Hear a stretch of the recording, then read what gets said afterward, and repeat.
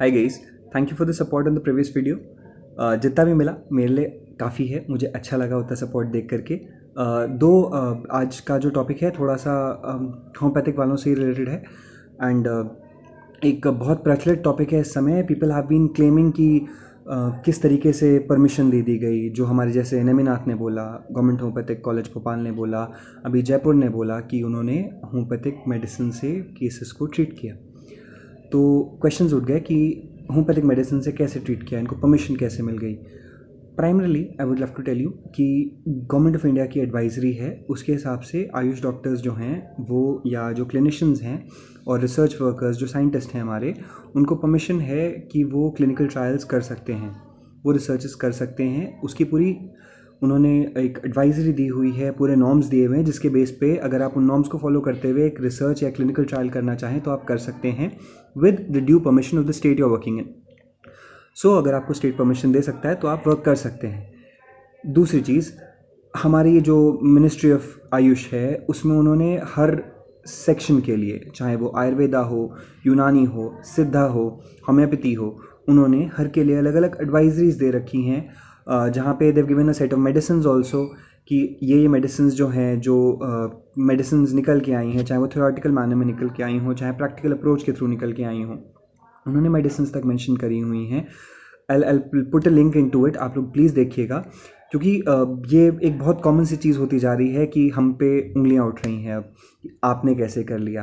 देखिए, पहली चीज़, जितने भी लोग इस समय क्वेश्चन कर रहे हैं इस चीज़ को, जो अदर फ्रेटर्निटीज़ से हैं या जो कॉमन पब्लिक है, अगर वो पूछ रही है, या हमारे जो होम्योपैथ्स जो इसको पूछ रहे हैं, यार मैं एक चीज़ बोलना चाहूँगा कि WHO की जिस समय एबोला आया है उस समय WHO की भी एक गाइडलाइन है, जिसके हिसाब से WHO ने जहाँ पे बोला है कि जिन मेडिसिन का क्लिनिकल ट्रायल नहीं हुआ है, जो क्लिनिकल रिसर्च मेडिसिन नहीं है, आप उनको भी उनको प्रिस्क्राइब कर सकते हो ऐसी कंडीशन में, एक एपिडेमिक या एक पेंडेमिक की कंडीशन में, बशर्ते वो मैनेज कर रही हो केस को।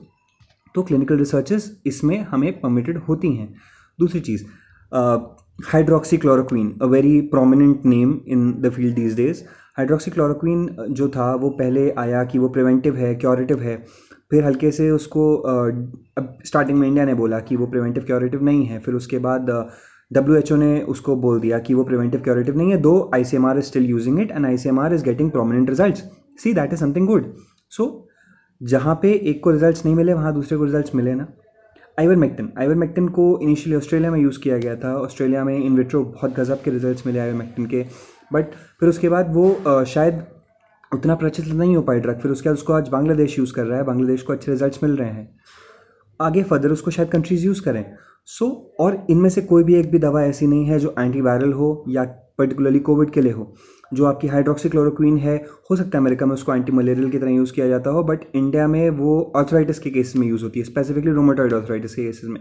आइवरमेक्टिन जो है वो एक एंटी हेलमिंथिक ड्रग है, उसको स्केबीज के केसेस में यूज़ किया जाता है कई बार। सो इस तरीके की ड्रग्स हैं जो ट्रायल्स में लाई हैं। आप जो इस्तेमाल कर रहे हो या जिन ड्रग्स की आप बात कर रहे हो, अगर आप उसको साइंटिफिक अप्रोच से बात करते हो, तो बहुत सारी ड्रग्स जिनकी हम बात करते हैं वो एंटीवायरल ड्रग्स हैं, डायरेक्टली सिम्टोमेटिक भी काम कर रही हैं और पैथोलॉजिकल एक्शन के साथ भी हम बात कर सकते हैं उन ड्रग्स की, अगर आप चाहें तो, है ना। So be confident in yourself. आप जो अपकमिंग जनरेशन है, मैं उसको बस इतना बोलना चाहूँगा, यार कॉन्फिडेंस रखो खुद में, बहुत बहुत वास्ट पैथी है। एंड जो आपको इस समय जो प्रैक्टिशनर्स हैं या जो हमारे इंटर्न्स हैं, जो हमारे जूनियर डॉक्टर्स हैं, मैं उनको लिए एक चीज़ बोलना चाहूँगा, बहुत लोग डिफेम करने की कोशिश कर रहे हैं, बट हिम्मत मत हारिएगा। हम सब एक दूसरे के साथ में रहने के लिए ही आज यहाँ पे हैं।